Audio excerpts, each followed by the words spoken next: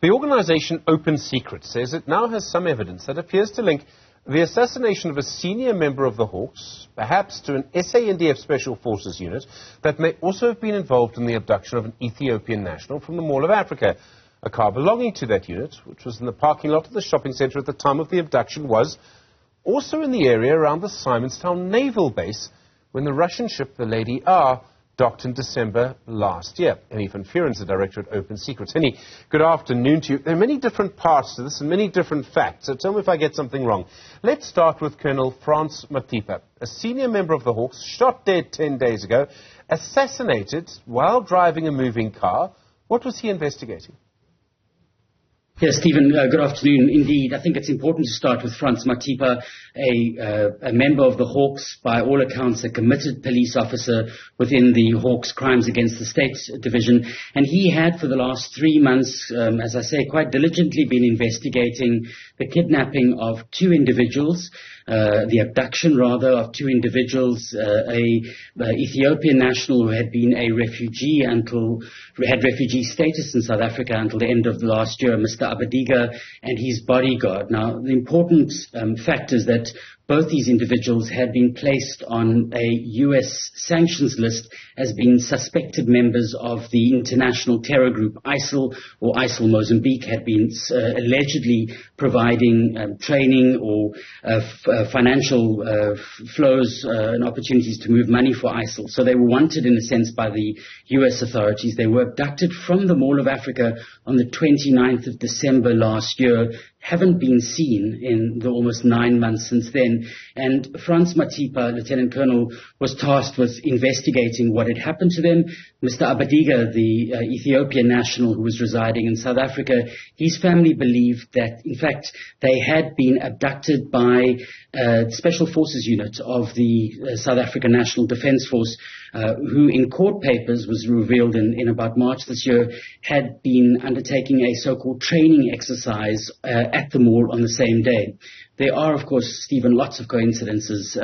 The movement of vehicles on the day had all coincided almost to the minute of individuals who were following, by the looks of it, Mr. Abadiga through the mall, and those individuals were driving vehicles that were owned by a South African National Defence Force Special Forces front company. So we see the fingerprints, potentially, of Special Forces all over this. Frans Matipa was investigating it. By all accounts, he was very worried about what he was coming up against. So we saw reports in the city press on the weekend that, in fact, there had been a meeting between the military, the State Security Agency, and Lieutenant Colonel Matipa that took place just 10 days ago. Matipa was murdered on Sunday of last week. And at that meeting, he had said, he had made it very clear that he's going to go after the people that were involved.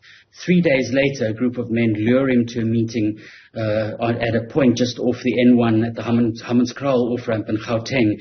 And he's assassinated by trained, clearly, marksmen and murdered with two bullets. And so it's a very clear assassination attempt while he was out, in fact, on an investigation linked to those abductions in the Mall of Africa. The sort of what they call the double tap is so often the mark of a professional. Then you've got this link to a car. So this car, as you say, owned by the SANDF unit, photographs of it, which you have, in the mall at the Mall of Africa, in the parking lot, and then also in Simonstown. How did that happen? Yeah, so, it's sort of extraordinary because once you start piecing this together, one sees that while the Special Forces, South African Special Forces, have been some of the, if you like, most professional units within the South African military, there's a particular sloppiness to their operation. And in fact, the sloppiness might be helpful because it helps to provide a trail of their activities over a period of time. And as you say, there was a front company registered in part in the name of General Mashego, who was the head of the Special Forces unit in Phalaborwa, the 5 Regiment, and they owned a number of vehicles, and one of those vehicles was a white Mercedes-Benz Combi. It's purchased by the military using what's effectively a front company, but General Mashego's name is listed there as one of the directors. And what we then were able to do is link those number plates up with 3 vehicles that were parked just outside the Simonstown Naval Base alongside the big commercial trucks that contained or that were carrying containers that moved into Simonstown when the Lady R was docked there on the 8th, 9th of December of last year, and moved, well, what we believe were weapons off the Lady R. And I think the huge question mark remains, was there anything in those containers that they were uploading? But I think what's extraordinary is that we can now place this Special Forces unit, certainly both at Simonstown at the time that the exchange happened in Simonstown. We can link them to the activities that happened in the Mall of Africa, and I think we have a very good reason to suspect they may well have been implicated in the assassination of Frans Matipa, although we cannot at this stage say that we have proof of their vehicles being on the scene at the actual murder. But until now, there had been photographs of the vehicles in Simonstown at the naval base, which had been published. They were low resolution photographs. Open Secrets managed to obtain high resolution copies, and they revealed number plates. And so we could use those number plates to link that to the operation in the Mall of Africa 3 weeks later, and obviously then link us back to this investigation that Frans Matipa had been undertaking. So Colonel Matipa, we now know, has passed on. He is dead.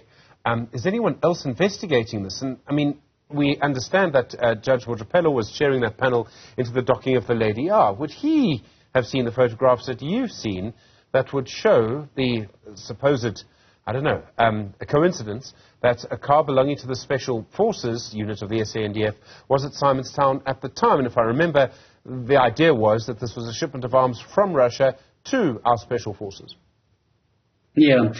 Well, I think certainly he must have, and I think it will be a test for the Mojapelo Commission. I think there are a range of tests and this information hopefully is helpful for us to, when we see this report, and I certainly haven't seen the report, we've seen leaks in the media, suggested leaks from within government departments that tell us that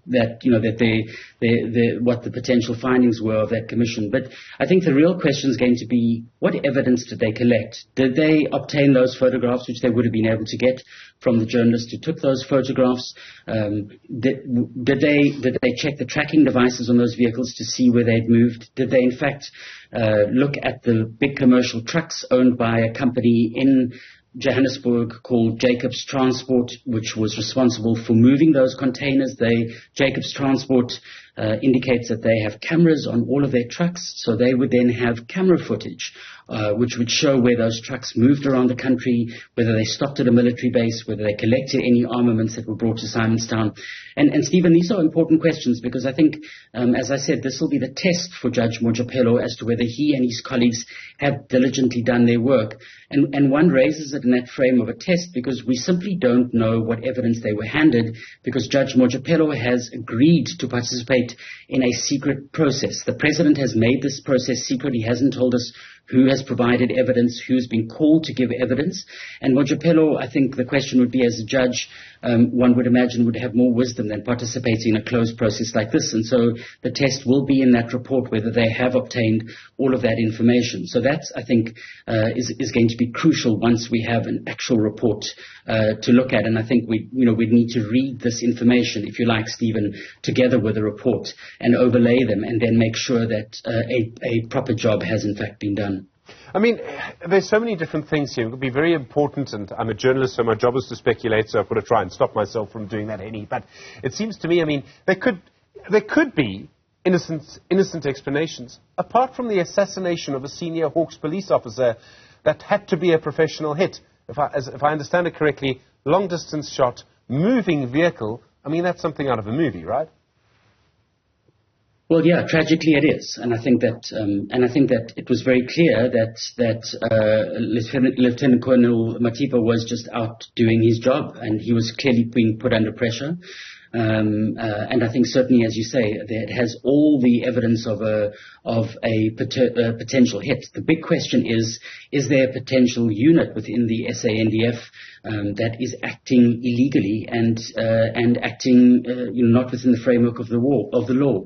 If those individuals were abducted from the Mall of Africa, and whether they were ISIL members or not, if you have units from the military taking people who are civilians without giving them opportunity to appear in court, that is criminal, and that is a prosecutable offence.